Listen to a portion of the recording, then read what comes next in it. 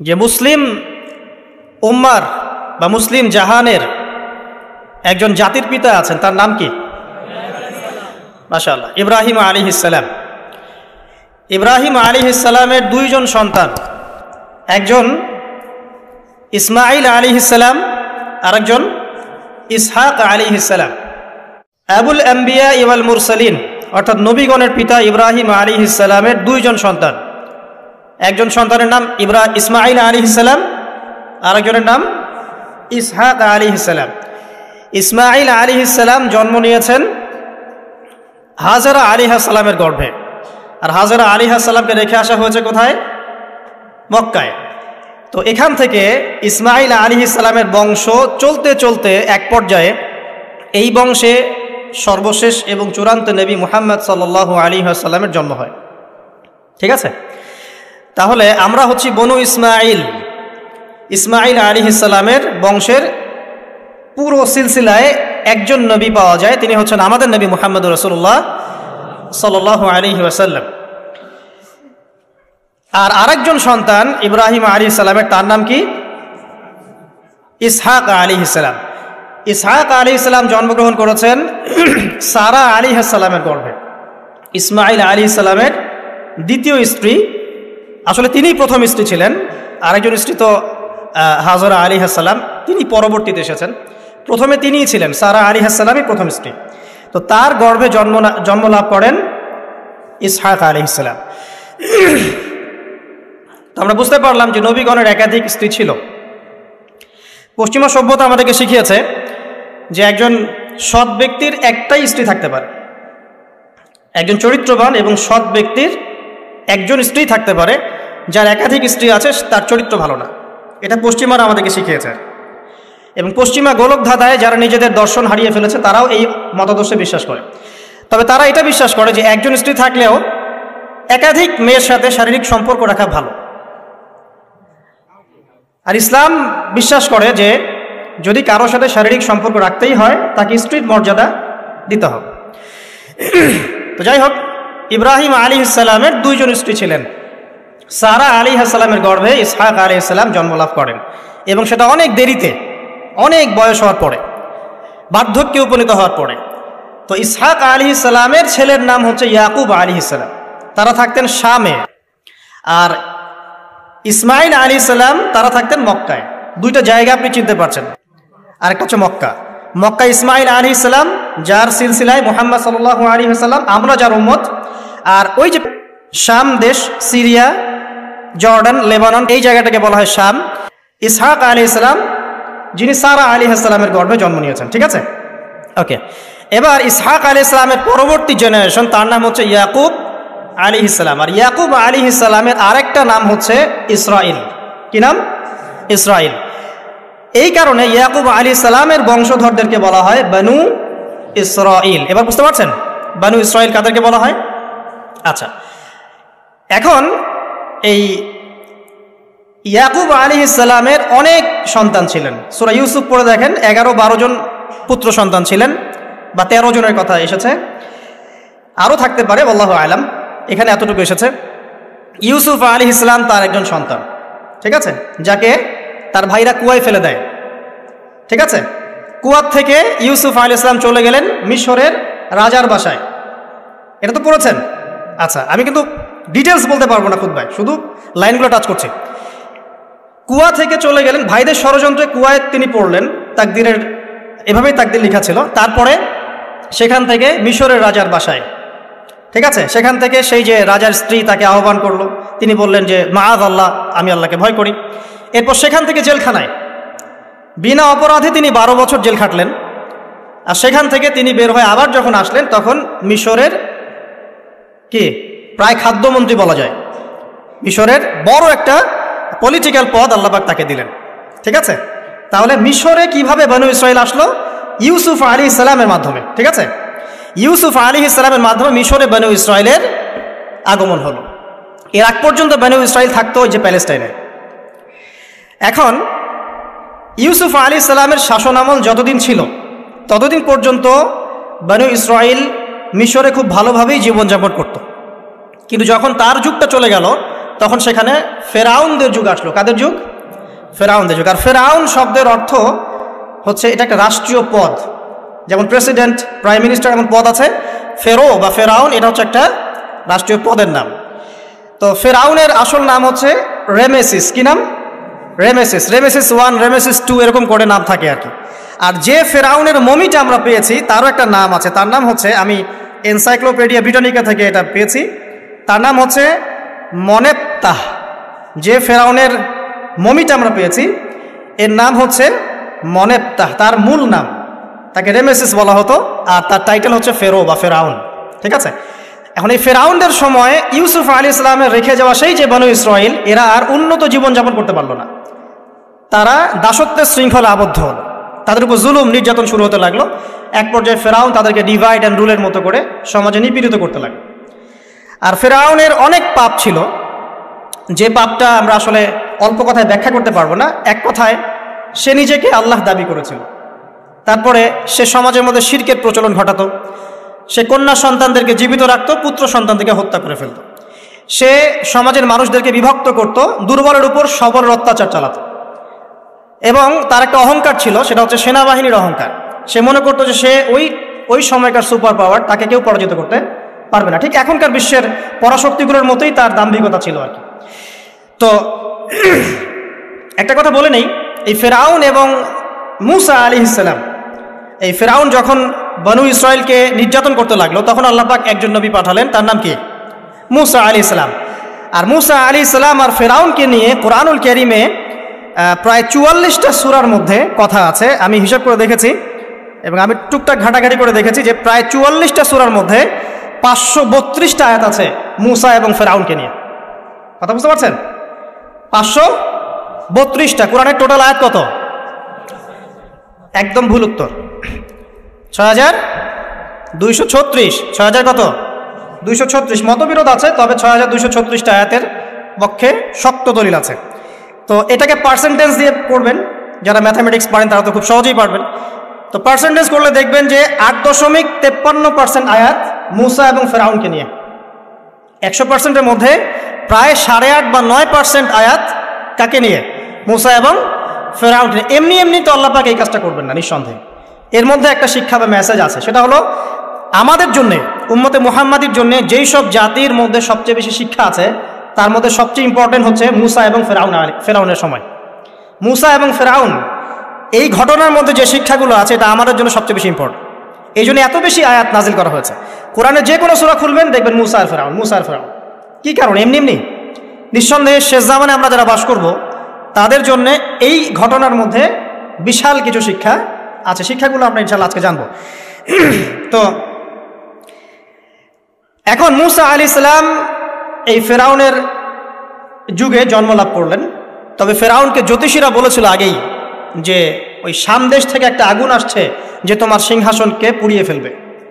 এর ফলশ্রুতিতে ফেরাউন যেটা করলো, সমস্ত পুত্র সন্তান যারা হতো এদেরকে তারা জবাই করে হত্যা করত। তো যখন জনগণ বলল যে কাজটা খুব খারাপ, প্রতিবাদ শুরু হলো, তখন 1 বছর গ্যাপ দেওয়া শুরু করলো। 1 বছর মারবে, আরেক বছর রাখবে, আরেক বছর মারবে, আরেক বছর রাখবে। যেই বছর মারলো না, সেই বছর জন্ম লাভ করলো মূসা আলাইহিস সালামের ভাই হারুন আলাইহিস সালাম। ঠিক আছে, উনিও কিন্তু নবী ছিলেন। আচ্ছা, আর যে বছর মারার কথা সেই বছর জন্ম লাভ করলেন মূসা আলাইহিস সালাম।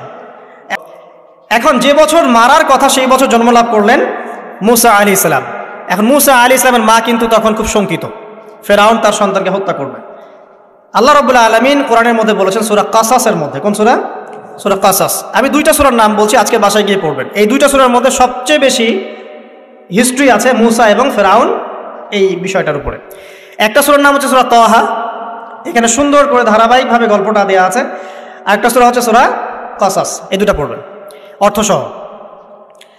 তো মূসা আলাইহিস সালামের মায়ের হৃদয়টা খুব শঙ্কিত ছিল যে তার সন্তানকে হত্যা করে ফেলা হবে। আল্লাহ রাব্বুল আলামিন বলছেন যে আমি তার কলবে ইলহাম করলাম। সুবহানাল্লাহ। আল্লাহ পাক তার মায়ের কলবের মধ্যে ইলহাম, মানে কি? ইলহাম হচ্ছে আল্লাহর পক্ষ থেকে প্রত্যাদেশ না, ওহী না, কিন্তু একটা বুঝ বা একটা নূর, একটা তাজাল্লি, একটা বাসিরা ঢেলে দেওয়া। এটা কিন্তু নবুয়ত না, একটা কাজের চেতনা বা দৃঢ়তা আল্লাহর পক্ষ থেকে ঢেলে দেয়া। ঠিক আছে? তো তার মায়ের কলবের মধ্যে আল্লাহ রাব্বুল আলামিন ইলহাম করলেন যে তুমি তোমার সন্তানটাকে সিন্দুকের মধ্যে ভরে ভাসিয়ে দাও নীল নদে। এখন তার মায়ের কলব, তার মায়ের হৃদয় ছটফট করতে লাগলো, কারণ কোনো মাই তো চাইবে না তার সন্তানকে এভাবে ভাসিয়ে দিতে। আল্লাহ পাক বলছেন যদি না আমি তার হৃদয়টাকে শক্ত করতাম তাহলে সে বিচলিত হয়ে পড়তো। আল্লাহ পাক তার হৃদয়টাকে শক্ত করলেন, সে বিচলিত হলো না, সন্তানকে ভাসিয়ে দিল। এবার সন্তান ভাসতে ভাসতে ভাসতে কোথায় যাচ্ছে? যেখানে ফেরাউনের স্ত্রী গোসল করছে। এবার ফেরাউনের স্ত্রী আসিয়া সেই সিন্দুক পেয়েছে। মূসা আলাইহিস সালামকে আল্লাহ পাক বলছেন যে আমি মূসা আলাইহিস সালামের চেহারার মধ্যে মোহাব্বত বা ভালোবাসা ঢেলে দিয়েছিলাম। তার চেহারা যেই দেখতো তাকে ভালোবাসত, বুঝছেন, ভালোবাসা ঢেলে দিয়েছে। এবার ফেরাউনের স্ত্রী আসিয়া, এখানে আসিয়া নন, অন্য একজন স্ত্রী হয়তো, তিনি বলছেন যে ফেরাউনকে বলছে যে একে আমরা আমাদের কাছে রেখে দিই, হয়তোবা সে আমাদের উপকারে আসবে, অথবা তাকে আমরা সন্তান হিসেবে গ্রহণ করতে পারি। লা তাকতুলুহু, তাকে হত্যা করো না। আসা আন ইয়ানফা'না আও নাত্তাখিযাহু ওয়ালাদা, এরকম করে আল্লাহ পাক বলেছেন কোরআনে। তো ফেরাউন তার স্ত্রীর কথা শুনলো এবং তাকে না হত্যা করে রেখে দিল। আর আল্লাহ রাব্বুল আলামিনের কি কৌশল, ওয়া মাকারু ওয়া মাকারাল্লাহ, যেই মূসাকে হত্যা করার জন্য বছরের পর বছর হাজার হাজার শিশুকে হত্যা করা হয়েছে, সংখ্যাটা লাখ লাখও হতে পারে, সেই মূসা আলাইহিস সালামকে আল্লাহ পাক ফেরাউনের ঘরেই লালন পালন করতে লাগলেন। চিন্তা করলেন? এবার মূসা আলাইহিস সালাম যখন যুবক হলেন, আমি সংক্ষিপ্ত করছি, যখন যুবক হলেন তখন একদিন দেখলেন যে রাস্তায় দুজন ব্যক্তি ঝগড়া করছে, সূরা কসসের মধ্যে আছে, ফাইটিং, স্ট্রিট ফাইট। তো একজন ব্যক্তি হচ্ছেন বনু ইসরাইলের, আরেকজন হচ্ছে ফেরাউনের সেনাবাহিনীর। এখন মূসা আলাইহিস সালাম কার পক্ষ নেবেন? তিনি বনু ইসরাইলের পক্ষ নিলেন।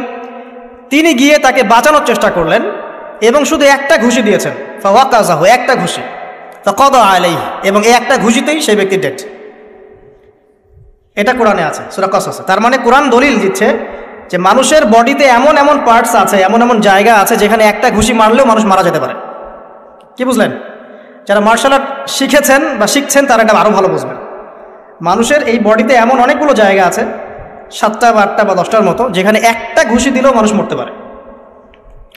সো ভালো কিছু শিখেন, শিখলে ঠিক আছে, টিকটক প্রজন্ম না হয়ে আর এই মোবাইলে লুডো না খেলে ভালো কিছু শেখেন, ইনশাআল্লাহ কাজে দিবে। আত্মরক্ষা শেখা খারাপ? আচ্ছা, তো তবে দাড়ি টুপি নিয়ে শিখতে যান না, সমস্যায় পড়তে পারেন। তো এখন একটা ঘুষিতে সেই ব্যক্তি মারা গেল। তারপরের দিন আবার দেখা গেল যে ওই ব্যক্তি যাকে তিনি বাঁচিয়েছেন সেই ব্যক্তি আর আরেকজন সেনাবাহিনীর সদস্য আবার মারামারি করছে। এবার মূসা আলাইহিস সালাম বললেন যে তুমি তো একটা বোকা মানুষ। এবার সে আবার চড়াও হতে শুরু করলো মূসা আলাইহিস সালাম, কিন্তু এবার একজন ব্যক্তি এসে তাকে বললেন যে গতকাল তুমি কিন্তু একজনকে হত্যা করেছো এক ঘুষিতে, আজকে আবার তুমি এই কাজ করতে যাচ্ছ, তুমি তো এখানে স্বৈরাচারের মতো আচরণ করছো। মূসা আলাইহিস সালাম তখন আল্লাহর কাছে ক্ষমা চাইলেন, বললেন ইন্নাহু হাযা মিন আমালিশ শাইতান, এটা তো শয়তানের মতো কাজ, শয়তানের কাজ হয়ে গেল। রব্বিক ফিরলি, আল্লাহ আমাকে মাফ করে দিন। ফাগফারা লাহ, আল্লাহ পাক বলছেন আমি তাকে মাফ করে দিলাম। তিনি তো ইচ্ছাকৃতভাবে করেন নাই, করেছেন আনইনটেনশনালি, এটা হয়ে গেছে। কিন্তু এখন ফেরাউন মূসা আলাইহিস সালামকে ধাওয়া করতে শুরু করলো, কারণ ফেরাউনের দৃষ্টিতে মূসা আলাইহিস সালাম একটা মার্ডার করেছেন তার দৃষ্টিতে, কিন্তু মূসা আলাইহিস সালাম তো আর এটা করেন নাই, ইচ্ছা করে এটা হয়নি, অ্যাক্সিডেন্টলি হয়ে গেছে। এখন মূসা আলাইহিস সালামকে এক ব্যক্তি এসে বলল তুমি এখান থেকে তাড়াতাড়ি পালাও, এই মিশরে থাকলে ফেরাউন তোমাকে ধরে এখন শাস্তি দিবে। এখন মূসা আলাইহিস সালাম বাধ্য হয়ে মিশর থেকে চলে যাচ্ছেন কোথায়?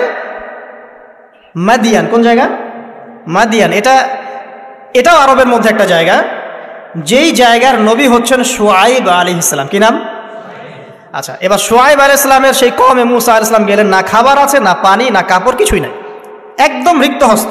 সেখানে গিয়ে তিনি দেখলেন যে এমনই একটা জলাশয়, হয়তোবা আল্লাহ ভালো জানেন, সেই জলাশয়ের কাছে কিছু মানুষ পানি পান করাচ্ছে গবাদি পশুদেরকে। আমি কি বুঝাতে পারছি? আচ্ছা, তো দূরে দুজন মেয়ে দাঁড়িয়ে আছে, এই দুজন মেয়ে অনেকক্ষণ থেকে দাঁড়িয়ে আছে, তারা পানি পান করাতে পারছে না।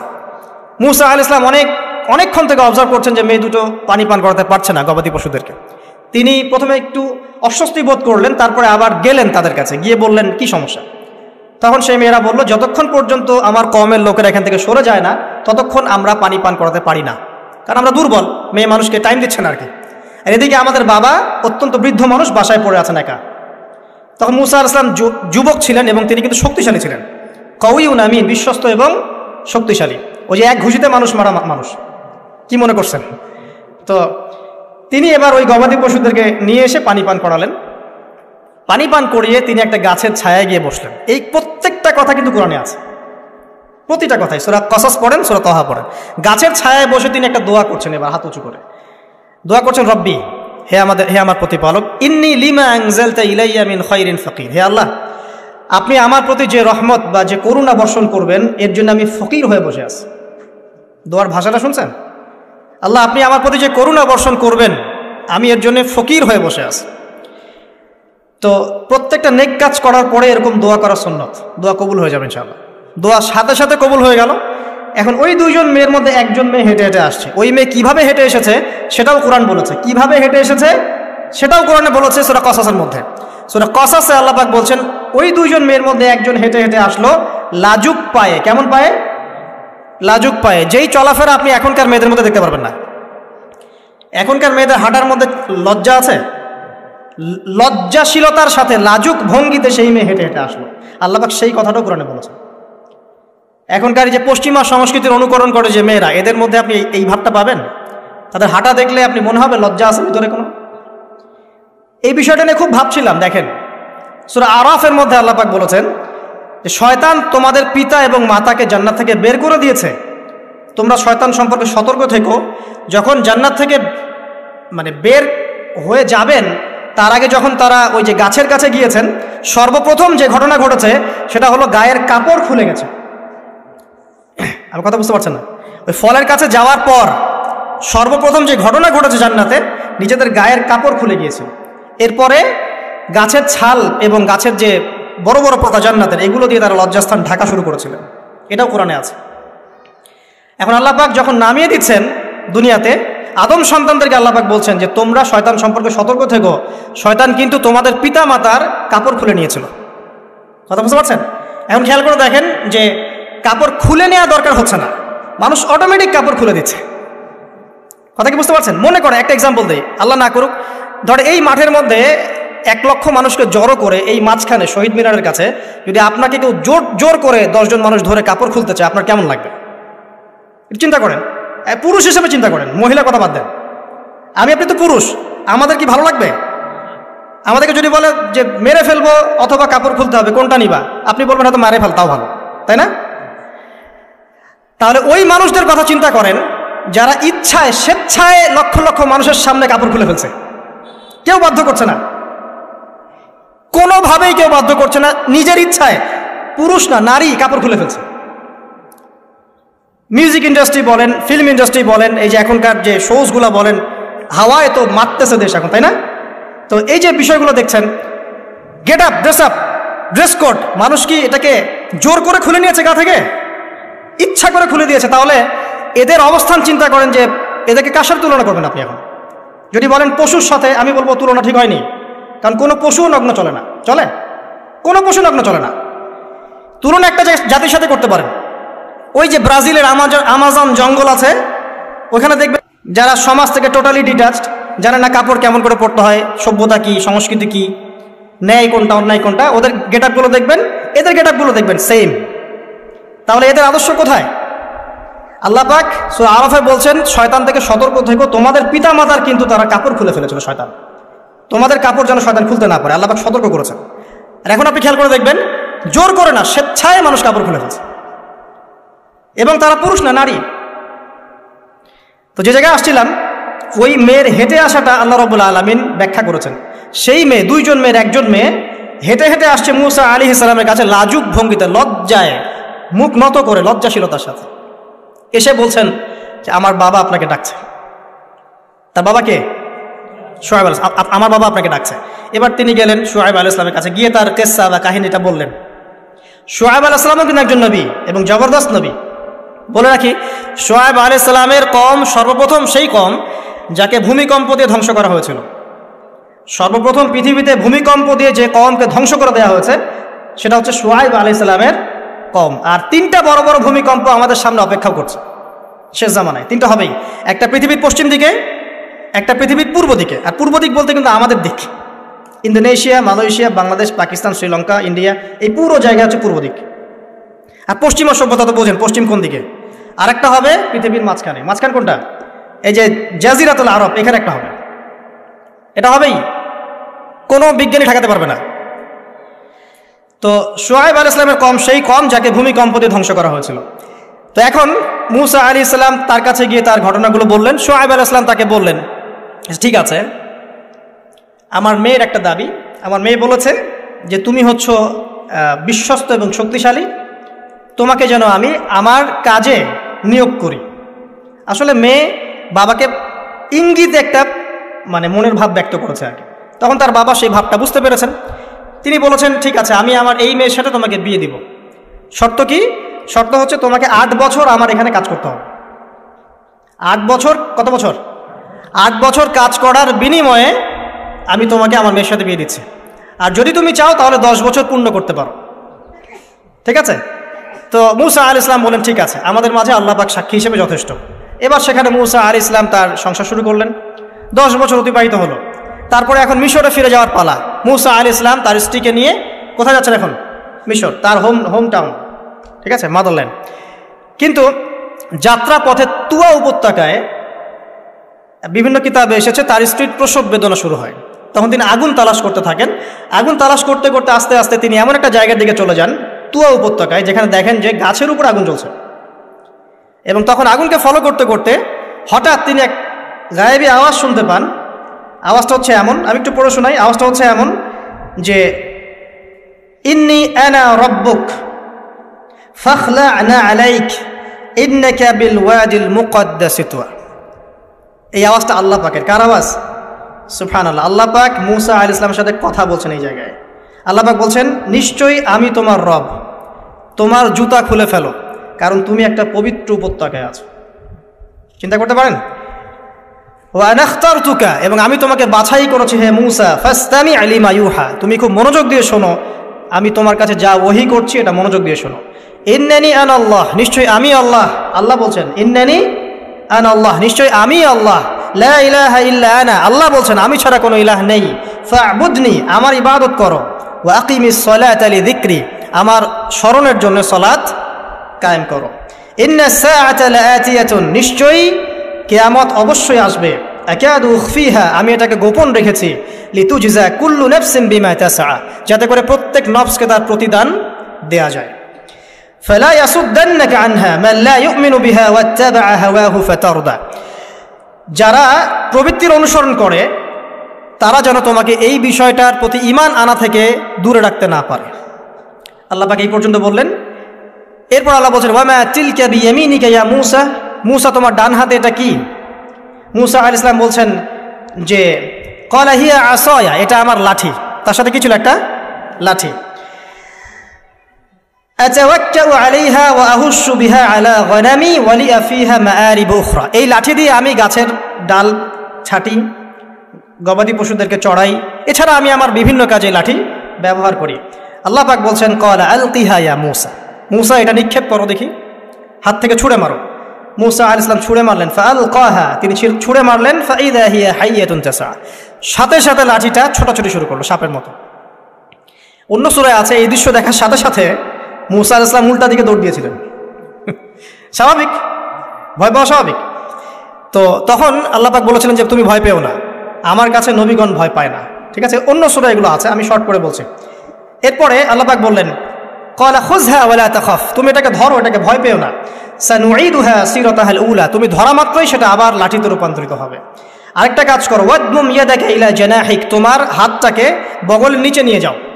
তাখরুজ বাইদা মিন গায়রি সু, এটাকে বের করো, তারপর দেখবে এটা স্বচ্ছ আলো প্রদান করবে। সুবহানাল্লাহ। বগলের মধ্যে হাত নিয়ে আসো, হাতটাকে বের করো, দেখবে হাত থেকে স্বচ্ছ আলো বের হবে।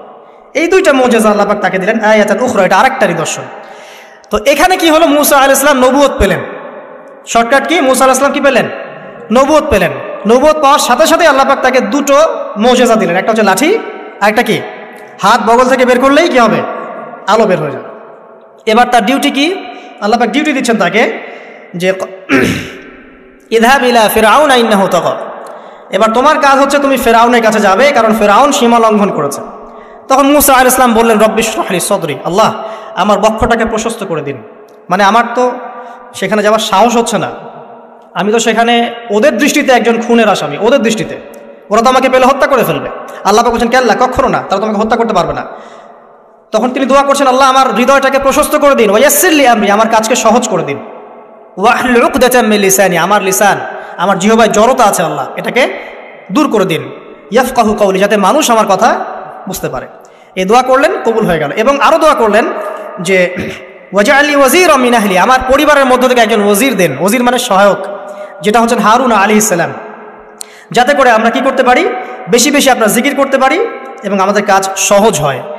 তো আল্লাহ রাব্বুল আলামিন তার ভাই হারুন আলাইহিস সালামকেও নবুয়ত দান করলেন, দুজন মিলে। এখন আল্লাহ পাক বলছেন ইযহাবা ইলা ফিরআউন, তোমরা দুজন ফিরআউনের কাছে যাও, ইন্নাহু তাগা, সে সীমা লঙ্ঘন করেছে, তবে ফাকুলা লাহু কাওলাল লাইয়িনা, তার সাথে নরম সুরে কথা বলো, লাআল্লাহু ইয়াতাযাক্কারু আও ইয়াখশা, হয়তোবা সে উপদেশ গ্রহণ করবে অথবা আল্লাহকে ভয় করতে পারে। তো ডিউটি দেওয়া হলো যে তোমাদের কাজ এখন এটা, এবং তোমাদের ভয় পাওয়ার কোনো কারণ নাই, সে তোমাদের কোনো ক্ষতি করতে পারবে না। তার কাছে যাও, মুজিজা দেখাও, আল্লাহর দিকে দাওয়াত দাও, লা ইলাহা ইল্লাল্লাহ, যদি সে দাওয়াত কবুল করে আলহামদুলিল্লাহ, যদি না করে তাহলে আমি আল্লাহ তার জন্য যথেষ্ট। এবার শর্ট করে নিয়ে আসি, মুসা আলাইহিস সালাম সেখানে গেলেন, যার পরে ফিরআউনকে দাওয়াত দিলেন। তো ফিরআউন বলছে ক্বালা ওয়া মার রাব্বুকুমা ইয়া মুসা, কোন রবের কথা বলছো? তো মুসা আলাইহিস সালাম ব্যাখ্যা করলেন, আমি সেই রবের কথা বলছি যে রব আসমান সৃষ্টি করেছেন, জমিন সৃষ্টি করেছেন, যেভাবে তাওহীদের দাওয়াত দিতে হয় সব দিলেন। এরপরেও ফেরাউন সেটা গ্রহণ করলো না। তখন মুসা আলাইহিস সালাম বললেন, যদি আমি তোমাকে কোনো বড় নিদর্শন দেখাই তারপরেও কি বিশ্বাস করবে না? তখন ফেরাউন বলল যে দেখাও দেখি।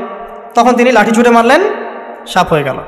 এই দৃশ্য থেকে ফেরাউনের পরিবারের সবাই ভয় পেয়েছিল, কিন্তু পলিটিক্যাল স্বার্থে ফেরাউন বলেছিল যে সে একজন বড় জাদুকর, জনগণকে তো বোঝাতে হবে কিছু, নিজে ভয় পেলেও জনগণকে তো কিছু বোঝাতে হবে। সে জনগণকে বলছে আসলে সে একজন বড় জাদুকর, সে চাচ্ছে তোমাদের ন্যাশনের মধ্যে ফাটল সৃষ্টি করতে। তো এখন কি করা যাবে? পরামর্শ করা হলো, তার কাছের কিছু মানুষ থাকে না, তার মন্ত্রী পরিষদ যারা শয়তানিতে পিএইচডি করেছিল আর কি, তার ওকে পরামর্শ দিল যে একটা কাজ করা যাক, একটা বড় ময়দানে যাওয়া যাক, সেখানে আমরা বড় বড় জাদুকরদেরকে ডাকবো, এখানে একটা জাদুর ব্যাটল হবে, মোনাজারা হবে জাদুর। সব বড় বড় জাদুকরকে ডাকা হলো মিশরের। এবং বলে রাখি যে জাদুবিদ্যা কিন্তু সত্য, সুলাইমান আলাইহিস সালামের সময় থেকে এটা চলে আসছে। হারুত এবং মারুত ফেরেশতাকে কিন্তু এর মধ্য দিয়ে পরীক্ষা করা হয়েছে মানব জাতিকে। যাই হোক, তো জাদু থেকে বাঁচার জন্য কোরআন এবং সুন্নাহর যে দোয়া কালামগুলো আছে এগুলো নিয়মিত পড়বেন ইনশাআল্লাহ। আল্লাহ পাক আমাদেরকে হেফাজত করুন, আমিন। তো আমি শর্ট করছি। তো এবার জাদুকররা একদিকে, মুসা আলাইহিস সালাম একদিকে। তো মুসা আলাইহিস সালামকে তারা বলছে তুমি আগে ছুঁড়ে মারবেন, আমরা ছুঁড়ে মারবো। মুসা আলাইহিস সালাম বলছে বালাল তোমরা ছুঁড়ে মারো। তখন তারা যখন তাদের লাঠিগুলো ছুঁড়ে মারলো, এগুলো সাপ হয়ে গেল। এটা কি চোখের ভেলকিবাজি ছিল? আল্লাহ পাক এই জাদুটাকে বলেছেন কোরআনে সিহরুন আযীম, বড় একটা জাদু করেছিল তারা, মানে তারা জাদুবিদ্যায় খুব পারদর্শী ছিল। এখন যেমন সায়েন্সের যুগ, তখন কিন্তু জাদুবিদ্যার যুগ ছিল, ঠিক আছে? তো মুসা আলাইহিস সালাম তারপর কিছুটা ভয় পেয়ে গেলেন। আল্লাহ পাক বলেন তুমি ভয় পেও না, বরং তোমার লাঠি ছুঁড়ে মারো, ইন্নাকা আনতাল আ'লা, তুমি বিজয়ী হবে ইনশাআল্লাহ তাআলা। এরপর মুসা আলাইহিস সালাম লাঠি ছুঁড়ে মারার সাথে সাথেই তার লাঠিটা যে সাপে রূপান্তরিত হলো, এই সাপটা বাকি সব সাপকে খেয়ে ফেললো। এই দৃশ্য দেখার সাথে সাথেই ওই জাদুকর যারা ছিল, সবচেয়ে বড় বড় জাদুকর, একটা সমাজে সবচেয়ে বড় বড় জাদুকর, সাথে সাথে মুসলিম হয়ে গেল। বললো যে ক্বালা আমান্না বিরব্বি হারুন ওয়া মুসা, আমরা মুসা এবং হারুনের রবের প্রতি ঈমান নিয়ে আসলাম। তখন ফিরআউন বলল যে ও আচ্ছা, তাহলে ইন্নাহু কাবীরুকুম আল্লামাকুমুস সিহর, তাহলে মুসাই হচ্ছে তোমাদের লিডার, যে তোমাদেরকে জাদু শিখিয়েছে। তাহলে পলিটিক্যাল লোকজনের কথাগুলো এরকমই হয়, সত্য কখনো স্বীকার করতে যাবে। তো যে তাহলে মুসাই মনে হয় তোমাদের চেয়ে বড় জাদুকর, তাহলে তোমাদের শাস্তি দিব এবার আমরা। কি শাস্তি? ওই যে শুলদণ্ড দিয়ে ডান দিকের হাত বাম দিকের পা কেটে ফেললো। চিন্তা করতে পারেন, একদিকের হাত একদিকের পা কেটে শুলদণ্ড দিয়ে ঝুলিয়ে রাখলো। তখন এই জাদুকররা এমন একটা কথা বলেছে যেটা পড়লে আমরা চোখ দিয়ে পানি পড়ে যায়। এই জাদুকররা বলেছিল যে তোমার যা ইচ্ছা তুমি তা করো, ফাকদি মা আনতা ক, তোমার যা মনে চায় তাই করো। কথাটা শুনছেন? ফাকদি মা আনতা ক, তোমার যা মনে চায় তাই করো। কিন্তু আমরা ইন্না আমান্না বিরব্বি হারুন ওয়া মুসা, আমরা মুসা এবং হারুনের রবের প্রতি ঈমান এনেছি। আশা করা যায় যে আমরা এই ঈমান আনার ফলে সারা জীবন জাদুবিদ্যা চর্চা করে যে পাপ করেছি, আল্লাহ পাক সব পাপ মাফ করে দিবেন ইনশাআল্লাহ। দেখেন, একটা সেজদা না করেও তারা জান্নাতে চলে গেল। দেখলেন, তারা কিন্তু নামাজ পড়তে পারে নাই, সুযোগ হয়নি, রোজা রাখতে পারে নাই, যাকাত দিতে পারে নাই, শুধু খালেস ঈমান যে না আল্লাহকে চিনেছি, আল্লাহ ছাড়া কোনো ইলাহ নাই, আল্লাহ ছাড়া কাউকে পরোয়া করি না, আল্লাহই সব কিছু। তারপরে তাদেরকে ফাঁসি দেওয়া হলো, হাত পা কেটে ফেলা হলো, জান্নাত। এই ঘটনাটা পড়বে সূরা তহার মধ্যে আছে। যাই হোক, এখন এভাবে যখন মূসা আলাইহিস সালামকে পরাজিত করতে পারলো না, মূসা আলাইহিস সালাম তাদেরকে সময় দিলেন, তওবা করে ফিরে আসো, আল্লাহ পাক মাফ করে দিবেন। কিন্তু ফেরাউন এবং তার দলবল এগুলো সহ্য করলো না, বরং ফেরাউন টিটকারি করছিল, এই হামান তুমি আছো? হামান বলছে হ্যাঁ আছি, আমার জন্য একটা বড় প্রাসাদ নির্মাণ করো, ইট পোড়াও, আমার জন্য উঁচু প্রাসাদ তৈরি করো, যাতে আমি উকি মেরে দেখতে পারি মূসার রব কোথায় আছে। কথা বুঝতে পারছেন?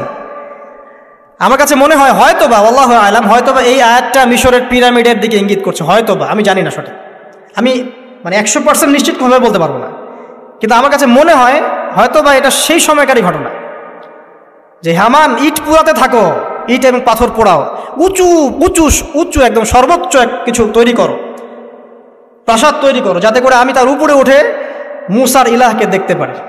এটা কার কথা ছিল? ফেরাউনের। এটা করাও হয়েছে। এরপরে 9টা আযাব আল্লাহ পাক দিয়েছেন। কয়টা? 9টা। একবার সতর্ক করা হয়, যদি না শোনে আল্লাহ পাক আযাব দিলেন রক্তের, সমস্ত পানি রক্ত হয়ে গেল। এবার ফেরাউন এবং তার লোকজন এসে বলে আমরা তওবা করব, মূসা তুমি দোয়া করো আল্লাহর কাছে, আল্লাহ যেন সরিয়ে দেয়।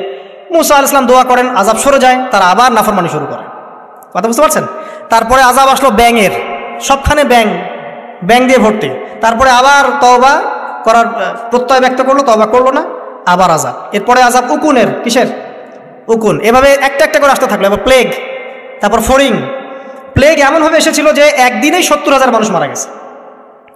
এভাবে 9টা আযাব আল্লাহ পাক দিলেন, কিন্তু ফেরাউন কিছুতেই ঈমান আনলো না। এবার সবশেষ পালা। সর্বশেষে মূসা আলাইহিস সালাম বললেন যে বনু ইসরাইলকে আমার সাথে যেতে দিবা কিনা সেটা বল।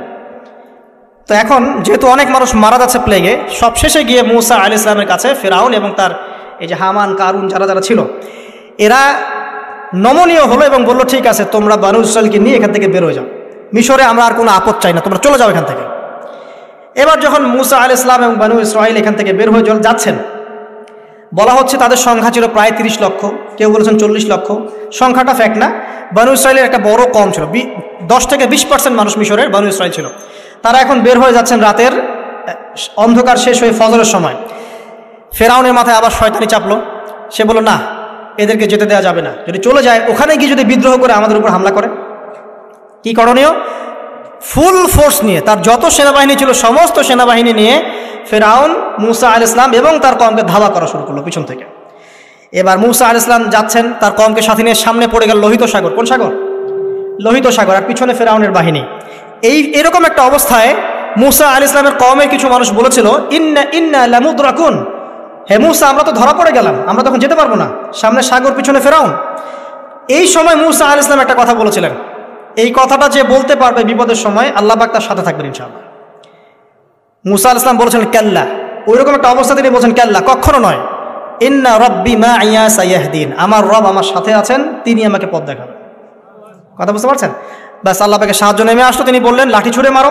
লাঠি ছুঁড়ে মারার সাথে সাথেই একটা দুইটা না 12টা রাস্তা হয়ে গেল, পানি ভেদ করে, সাগর ভেদ করে। আর এই 12টা রাস্তা দিয়ে, এটা কোনো গাল গল্প নয়, 12টা রাস্তা দিয়ে বনু ইসরাইলের 12টা দল চলে গেল, পার হয়ে গেল। আর ফেরাউন এটা অবাক হয়ে দেখছে। এক পর্যায়ে সেও সিদ্ধান্ত নিল যে আমিও আমার ফোর্স নিয়ে ধাওয়া করব। এই যে সে নামলো লোহিত সাগরের সাথে সাথে পানি আবার আগের জায়গায়। এক মুহূর্তের মধ্যে, মানে এক দিনে পুরো ফেরাউন এবং ফেরাউনের যত সেনাবাহিনী আছে একদিনের মধ্যেই শেষ, পৃথিবী থেকে চিরবিদায়। আল্লাহ পাক এত চমৎকার করে কথাটা বলেছেন, কাম তারাকু মিন জান্নাতি ওয়া উয়ুন, তারা কতই না বড় বড় জান্নাত মানে বাগান এবং প্রশ্রবণ পার হয়ে চলে গেল। কুনুজি ওয়া মাকামিন কারীম, কত সুন্দর সুন্দর জায়গা তারা ছেড়ে দিয়ে চলে গেল। এবং তারা ধাওয়া করতে লাগলো ফেরাউন মূসার বাহিনীকে। যখন তারা ডুবে গেল, ফামা বাকাত আলাইহিমুস সামা ওয়াল আরদ, তাদের জন্য আসমান এবং জমিনের কোনো সৃষ্টি এক ফোঁটা চোখের পানিও ফেলে নাই। এটা আপনি সূরা দুখানের মধ্যে পাবেন, আরও বিস্তারিত আছে। তো এই যে ঘটনাটা ঘটেছে, এই ঘটনাটা ঘটেছে মুহররম মাসের 10 তারিখে। কয় তারিখে? এই হচ্ছে সেই ঘটনা যার স্মরণে আমরা মুহররম মাসের 10 তারিখে সওম রাখি। কথা কি বুঝতে পারছেন? এটাই সেই ঘটনা, যেই ঘটনার ফলশ্রুতিতে এটাকে স্মরণীয় করে রাখতে আল্লাহ পাক কিয়ামত পর্যন্ত এই আশুরার সওমটাকে রেখে দিয়েছে। এটা ইহুদিরাও রেখেছে, ইসলাম আসার পূর্বে, মানে নবী সাল্লাল্লাহু আলাইহি ওয়াসাল্লামের শরীয়ত আসার পূর্বেও আগের জাতিরাও এটাকে রেখেছিল। নবী সাল্লাল্লাহু আলাইহি ওয়াসাল্লাম এই সওমটাকে রেখেছেন, মুহররম মাসের এই 10 তারিখের সওমটা। এবং তিনি বলেছেন যে আমি আশা করি এই সম রাখার ফলে 1 বছরের গুনাহ আল্লাহ পাক মাফ করে দিবেন। এবং একজন সাহাবী এসে জিজ্ঞাসা করছিলেন যে কোন মাসের রোজা রমাজান মাসের পরে সর্বোত্তম? নবী সাল্লাল্লাহু আলাইহি ওয়াসাল্লাম বলছেন রমাজান মাসের পর সর্বোত্তম সম হচ্ছে মুহররম মাসের সম।